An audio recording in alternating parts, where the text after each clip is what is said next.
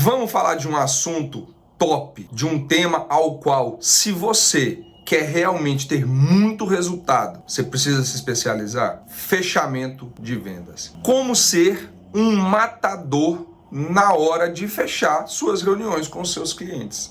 Você já viu, se tem mais experiência, alguns vendedores que dão aula de consórcio ou de qualquer que seja o produto, que são um exemplo maior de cordialidade, de educação, de gentileza, de falar bonito. Qualidades essas que eu não estou criticando, elas são importantes, mas que no fim das contas não fecham suas vendas. Por que isso acontece? Você quer desenvolver negociações diferentes? Siga essas dicas, observe cada exemplo de argumentos que eu vou colocar para você, para algumas das objeções que comumente podem surgir nas suas negociações, e você verá como o seu resultado vai crescer exponencialmente. Acompanha com a gente aí. Nesse primeiro momento, nessa primeira parte dessa videoaula, eu quero trazer 5 dicas, 5 comportamentos antes de qualquer argumento, que é essencial para que você organize o seu atendimento presencial ou online na sua reunião.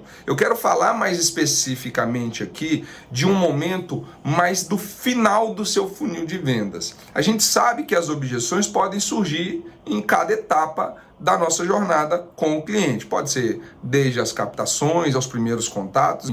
Aqui eu quero focar no momento final, aquela ocasião em que você está apresentando a proposta de valor para o seu cliente, aquele momento em que você está sanando eventuais dúvidas finais e por qualquer que seja a razão, ele resiste. Ele não quer fechar o negócio, ele quer adiar. Ele nem te fala um não claramente, objetivamente, mas também não te fala sim. Tem argumentos para isso, mas antes de falar de qualquer argumento, eu acho que é legal você focar nessas 5 dicas que eu quero trazer para você.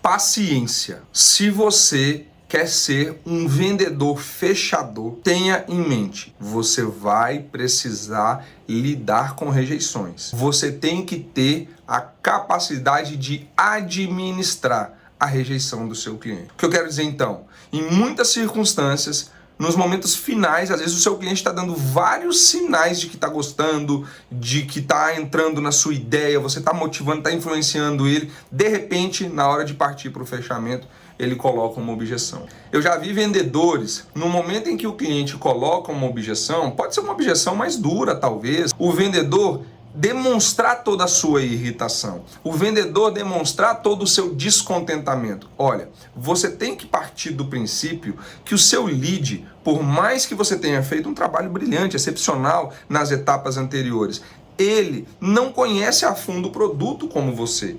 Ele tem várias barreiras, não são todos, é claro. Não quer dizer que várias objeções que você vai conhecer no seu dia a dia, todo cliente vai ter essas objeções. Às vezes ele vai ter uma ou duas, mas ele tem, por característica, em muitas circunstâncias, discordar de você.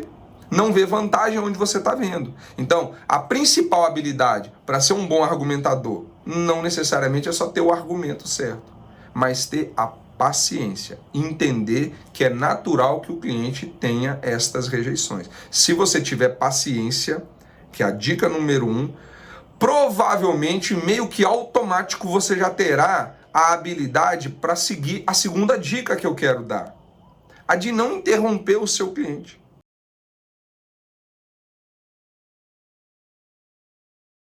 Muitas vezes por ansiedade, ou por falta de paciência, como eu disse agora há pouco, o vendedor, diante de uma negociação, percebe a objeção que o cliente vai colocar. Nem espera ele concluir a rejeição, não pergunta o porquê daquela dúvida e já interrompe o cliente. Ou colocando uma nova vantagem, ou discordando do cliente diante daquela objeção. Então, de novo, tenha paciência, é natural que ele tenha objeções. Segundo, não interrompa quando ele colocar essas objeções. Você só vai demonstrar desespero e despreparo com isso. Então o segredo é, seja um bom ouvinte.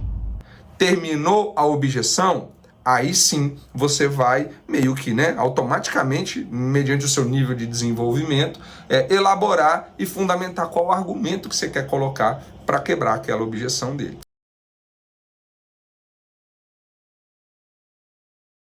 Outra dica muito importante, dica número 3. Estou trazendo isso baseado na minha experiência, gente, como vendedor, como líder de vários e vários vendedores ao longo de vários e vários anos. Alguns vendedores têm mania de querer adivinhar a objeção que o cliente vai colocar. Isso tem a ver com o seu conhecimento das possíveis objeções que podem existir. Isso é até, por um lado, saudável, porque é estratégico. Você sabe quais as objeções que o seu cliente eventualmente pode colocar. Só que você não pode confundir vendedor com vidente. Você não é vidente. Então calma, não necessariamente, eu acho que o João vai falar para mim que você não acha nada. Você tá ali, ser um fechador de venda é falar o mínimo necessário, motivar o máximo possível, viu que o cliente gostou, viu que ele não demonstrou que vai ter alguma dúvida, dá o fechamento. Se você ficar querendo adivinhar que ele vai colocar a objeção A, B ou C, você só vai protelar ainda mais a negociação, ou quem sabe fazer o seu cliente pensar numa objeção que ele nem imaginava que poderia haver. Presta bem atenção nessa dica que ela vai fazer a diferença no seu trabalho. Legal?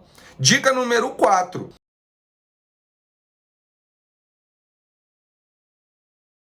É muito importante que você escolha o melhor momento para quebrar a objeção. Muito embora eu vá trazer para você objeções mais focadas na etapa final da negociação, não significa que essa objeção, de repente, não possa surgir anteriormente. Vou dar um exemplo. Eu estou no segundo passo da minha negociação com o cliente. Lembra lá?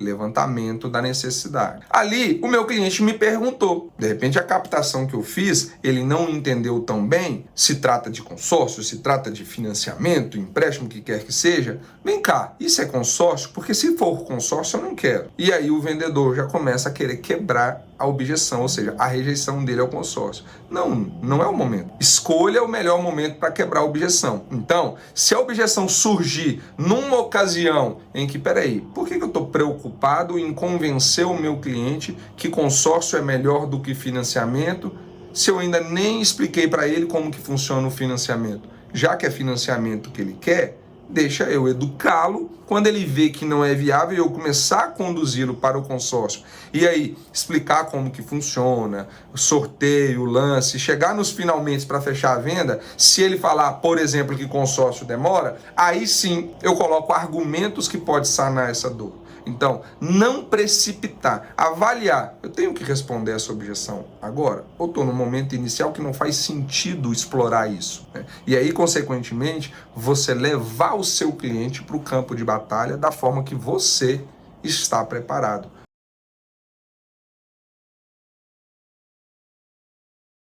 Galera, é difícil falar qual dica é a mais importante para você ser um vendedor matador no fechamento. Mas, sem dúvida alguma, essa dica número 5, se você assimilar, você vai desenvolver muito. Cuidado para você não ser daqueles profissionais que apostam demais no talento. Afinal de contas, qual o segredo do sucesso? É o talento? É a sorte? Ou é a preparação? Neste livro, Fora de Série, cujo o título em inglês é Outlier, de Malcolm Gladwell, ele traz fatos que te convencem que o preparo supera o talento. Ele cita Daniel Levitin, um neurocientista e psicólogo americano, que fala a respeito da teoria das 10.000 horas. E ele provoca a seguinte reflexão: talento ou preparação? Afinal de contas, o que leva as pessoas à máxima performance?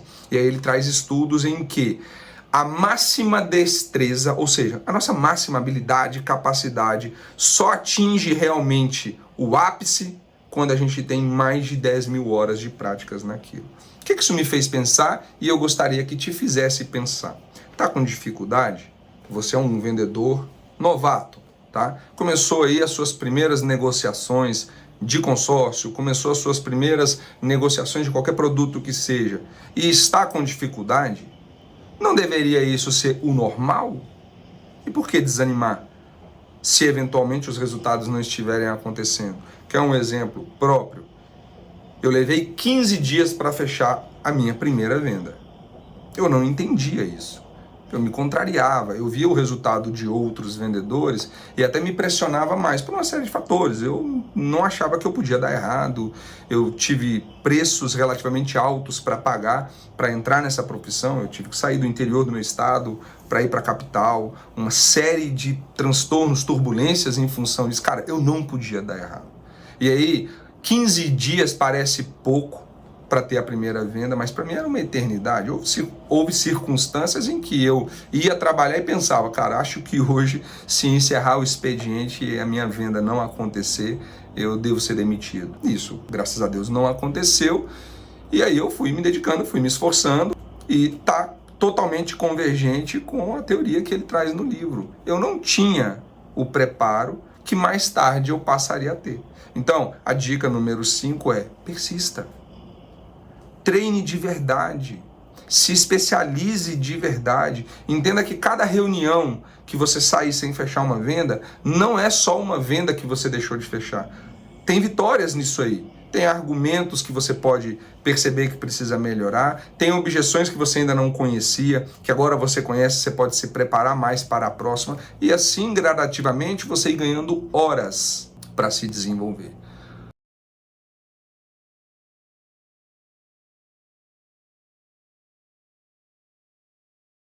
A história que ele traz dos Beatles é muito interessante, porque depois de todo o sucesso estrondoso, de todo o legado que inclusive a banda deixou na história da humanidade, é fácil dizer que tiveram sorte ou nasceram para aquilo, é predestinado e etc, né? Mas a verdade é que os Beatles, muito antes de atingir o sucesso, eles já tinham tocado muito mais do que 10 mil horas juntos. E aí ele faz algumas contas. Quem quiser se aprofundar mais, recomendo a leitura, é um livro extraordinário, em que só num festival que acontecia em Hamburgo, todo ano, os Beatles eram convidados para tocar e era todo dia durante uma semana. Se você for fazer as contas de quantas horas ininterruptas que eles tinham que tocar nesse show e os anos em que eles levaram para atingir o sucesso, claro que com muitos outros shows mais que eles fizeram, dá muito mais do que 10 mil horas para eles atingirem aquele nível de excelência, aquele nível de habilidade. Outro exemplo sensacional, violinistas profissionais, se você for ver orquestras tocando, aquela sintonia, aquela perfeição, analise que esses violinistas profissionais começaram pela primeira vez a tocar seus violinos quando, quem sabe, ainda criança. Imagine a matemática desta idade, das horas de aulas, até atingir um nível de profissional, o quanto de prática que eles tiveram que se dedicar. Talvez te soe assustador falar isso. Pô, vai me dar trabalho, então não é tão simples quanto eu imaginava. Posso falar a verdade? Problema seu. Se você acha que alcançará sucesso em vendas ou em qualquer outra coisa, e olha que eu sempre falo isso em muitos outros treinamentos ou muitos outros cursos que eu dou, em que quem acha que não tem que aprender a vender, dificilmente vai ter sucesso em qualquer área. A gente está sempre vendendo alguma coisa, seja a nossa ideia, seja a nossa imagem, qualquer que seja a área em que você queira se destacar, você vai precisar de muita dedicação para superar a si mesmo, em primeiro lugar, e os outros. Porque não existe uma área em que não haja a competitividade. Como se destacar em meio a este cenário? Preparação. Deixa o talento para você descobrir depois se você tinha ou não, se você tem ou não. Se você não fizer isso, você talvez não acertará onde eu acertei. Eu não imaginava ter conseguido tantos resultados que eu consegui nessa carreira. Eu nunca me julguei, nunca me achei em potencial de ser o melhor vendedor, como fui em algumas vezes. Mas eu não permiti que isso me impedisse de me dedicar. Até porque eu tinha na minha cabeça: eu preciso dar certo, eu preciso mudar a minha vida. Então essa é a dica para você. Tamo junto.